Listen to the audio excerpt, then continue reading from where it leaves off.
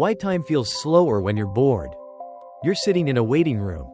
There's no phone, no magazine, just a clock on the wall.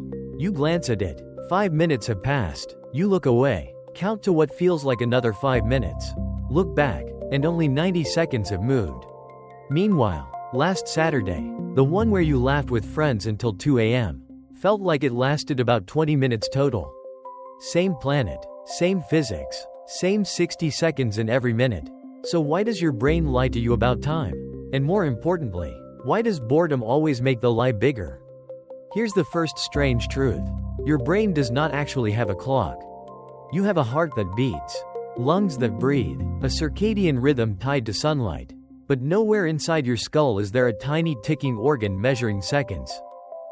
Instead, your brain estimates time. It guesses. And it guesses based on one simple thing: how much information it had to process. Neuroscientists call this the information model of time perception. The more your brain takes in, the longer a moment feels. The less it takes in, the shorter it should feel. Which sounds great, until you notice something weird. Because boredom is the opposite of information. Boredom is your brain being starved of new input. So by that logic, boring moments should feel like they fly by. But they don't. They drag. They stretch. They feel endless. So what's going on? The answer is attention. When something interesting is happening, a great conversation, a movie you love, a game you're absorbed in, your attention is pointed outward. You're not thinking about time. You're thinking about the thing. But when you're bored, your attention has nowhere to go. There's no movie, no conversation, no game, so your attention defaults to the one thing always available: time itself. You start monitoring it, watching it, checking the clock, counting the seconds. And here's the cruel twist. The more attention you give time, the slower it moves.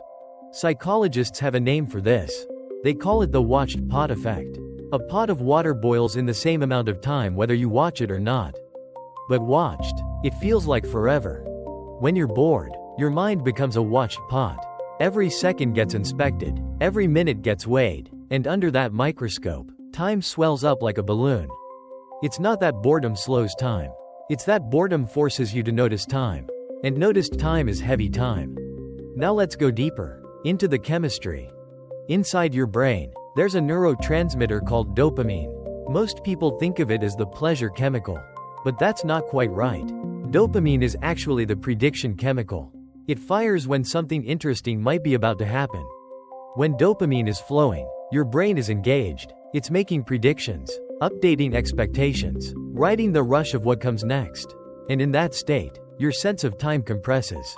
Hours can vanish in what feels like minutes. But when you're bored, dopamine drops. The prediction engine stalls. Your brain has nothing to anticipate. And without anticipation, time loses its forward momentum. It stops flowing and starts pooling.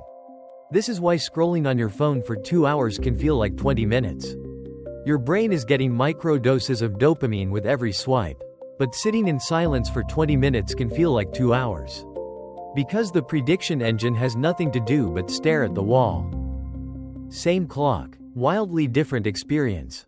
Here's where it gets interesting. Because feeling time slow down isn't a bug. It's a feature. Evolutionarily speaking, boredom is a signal. It's your brain telling you, this environment has no information for me. I am wasting resources here. Move. The reason time feels slow when you're bored is to push you. To make the discomfort sharp enough that you stand up. Go somewhere. Do something. Find something new. Boredom that felt instant would never motivate you. Boredom that drags forces you to act. In other words, bored time isn't broken time. It's productive time, wearing a frustrating disguise. And there's a second gift hidden in here.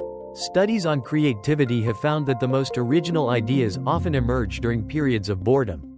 Not during stimulation, not during scrolling, during the quiet stretch where your mind, with nothing to chase, starts wandering inward. The slow time you hate? That's the soil where new thoughts grow. But there's a final paradox worth knowing. Boring moments feel slow in the present, but when you look back on them, they vanish. A boring week barely registers in memory. Meanwhile, a single vivid afternoon from years ago can feel like it lasted a season. That's because memory uses a different system.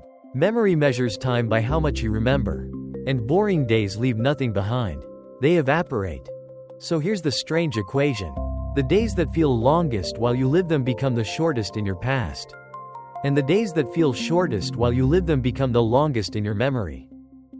Time isn't one thing, it's two: the time you feel, and the time you keep. So the next time you're stuck in a waiting room, watching a clock crawl, remember this: your brain isn't broken, it's signaling, it's protecting you, it's even, in its own way, preparing you. The minutes are dragging because your mind is asking for something more. Maybe the question isn't why does time feel slow when I'm bored? Maybe the real question is, what is my brain telling me to do with it?